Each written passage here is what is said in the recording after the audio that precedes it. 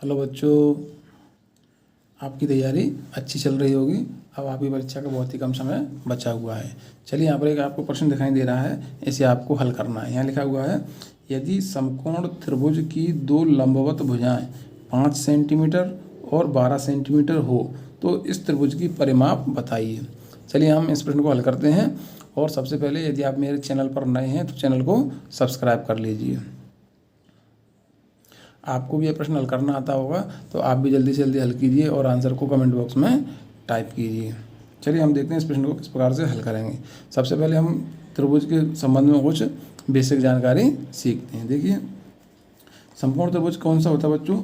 ऐसा त्रिभुज जिसमें दो भुजाएं एक दूसरे को इस प्रकार से मिलती हैं जहाँ पर कोण कितना होता है बच्चों?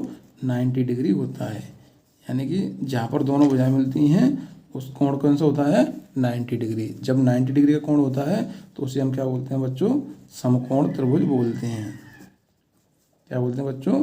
समकोण त्रिभुज। तो यदि किसी भी त्रिभुज में यदि कोई एंगल 90 डिग्री का है तो उसे क्या कहेंगे बच्चों? समकोण त्रिभुज बोलेंगे। यहाँ पर दिया है दो लंबवत भुजाएं। देखिए, दो लंबवत भुजाएं कौन सी हैं? जिन दो भुजाओं से मिलकर कोण बनता है 90 डिग्री का, वही दोनों भुजाएं कैसी रहती हैं बच्चों? लंबवत रहती हैं। देखिए, तो एक भुजा इसमें कौन सी दी है बच्चों? 5 सेंटीमीटर की है और दूसरी भुजा कितनी दी है बच्चों? हमें 12 सेंटीमीटर की।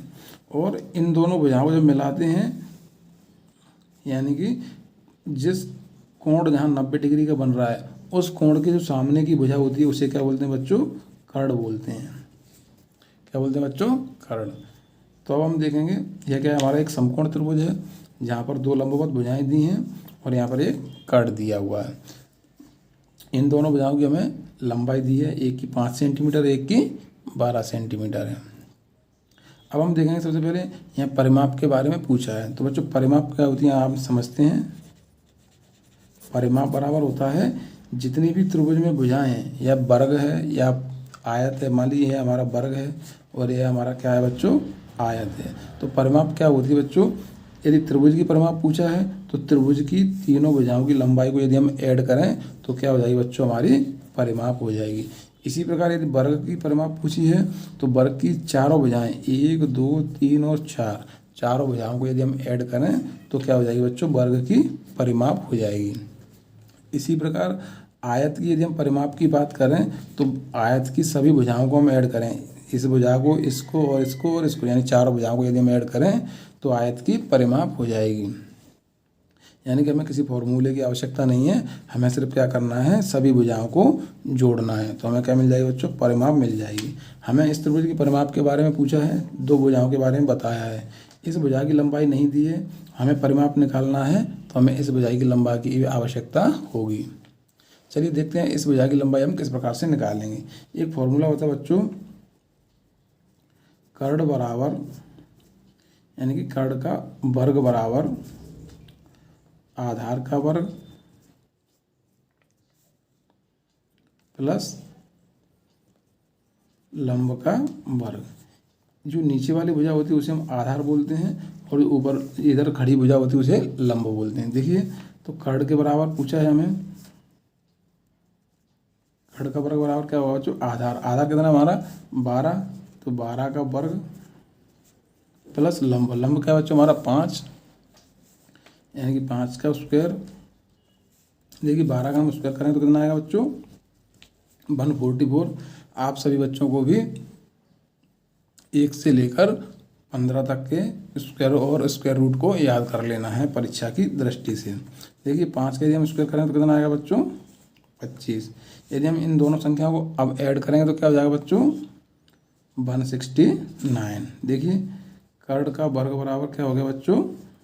169। मैंने आपको इससे पिछले वीडियो में बताया था, यदि इधर किसी संख्या पे, यानी आप ध्यान रखें, वर्ग के एक साइड, यानी इस ओर भी हो सकता है और इधर भी हो सकता है, किसी भी साइड यदि स्क्वायर लगा हो और हमें स्क्वायर को हटाना है, तो क्योंकि हमें कर्ण का मान चाहिए, क्योंकि इस पर स्क्वायर लगा हुआ है तो हमें स्क्वायर को हटाना है।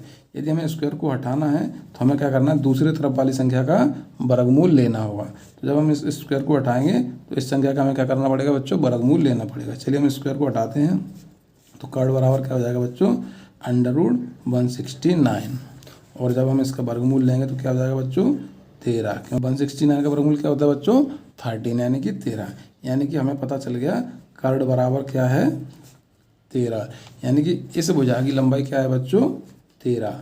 अभी मैंने आपको बताया था परिमाप में हम क्या करते हैं इन सभी भुजाओं को ऐड करते हैं। चलिए हम ऐड करते हैं इन सभी भुजाओं को। देखिए पहली भुजा क्या है बच्चों 5 + 12 + 13। यदि हम इन सभी भुजाओं को ऐड करेंगे तो क्या हो जाएगी बच्चों परिमाप बराबर हो जाएगी 3 2 5 और 5 10 की 0, 1 और 1 2 और 1 कैरी यानी कि 3।